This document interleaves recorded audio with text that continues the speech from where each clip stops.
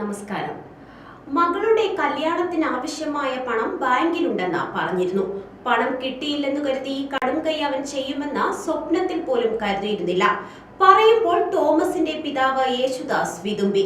സഹകരണ ബാങ്കിൽ നിക്ഷേപിച്ച പണം തിരികെ ലഭിക്കാത്തതിനെ തുടർന്ന് വിഷം കഴിച്ച തോമസ് വ്യാഴാഴ്ച പുലർച്ചെയാണ് മരണത്തിന് കീഴടങ്ങിയത്. ഏപ്രിൽ 19-ന് വിഷം കഴിച്ച് ഗുരുതരാവസ്ഥയിലായ തോമസ് മെഡിക്കൽ കോളേജ് ആശുപത്രിയിൽ ചികിത്സയിലായിരുന്നു.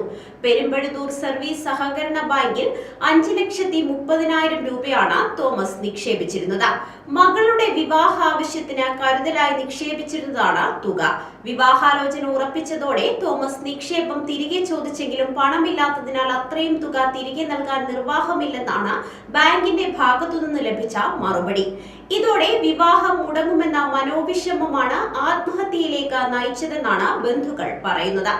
കൃഷിയും മേസ്തിരിപ്പണിയും നടത്തിയാണ് തോമസ് കുടുംബം പുലർത്തിയിരുന്നത്. പണം ലഭിക്കുമെന്നാണ് തോമസ് കരുതിയിരുന്നതെന്നും അവസാനം അത് കിട്ടില്ലെന്ന് ഉറപ്പായതോടെയാണ് കടുംകൈ ചെയ്തതെന്നുമാണ് ബന്ധുക്കൾ പറയുന്നത്. മകളുടെ വിവാഹവും വീടിന്റെ നവീകരണവും മുന്നിൽ കണ്ടാണ് പണം നിക്ഷേപിച്ചിരുന്നത്. അതേസമയം ലോൺ എടുത്തവർ അത് തിരികെ അടയ്ക്കാൻ വിമുഖത കാണിക്കുന്നത് കൊണ്ടാണ് സാമ്പത്തിക പ്രതിസന്ധി ഉണ്ടായതെന്നാണ് ബാങ്കിന്റെ വിശദീകരണം. UDFന്റെ ഭരണസമിതിയാണ് ബാങ്ക് ഭരിക്കുന്നത്. കണ്ടല, കരുവന്നൂർ സഹകരണ ബാങ്കുകളിലെ പ്രതിസന്ധി ഉണ്ടായ സമയത്ത് ഈ ബാങ്കിൽ നിന്നും ആളുകൾ നിക്ഷേപം പിൻവലിച്ചിരുന്നു. കുറെയൊക്കെ പിടിച്ചു നിർത്തിയാണ് അന്ന് പ്രതിസന്ധി താൽക്കാലികമായി പരിഹരിച്ചത്.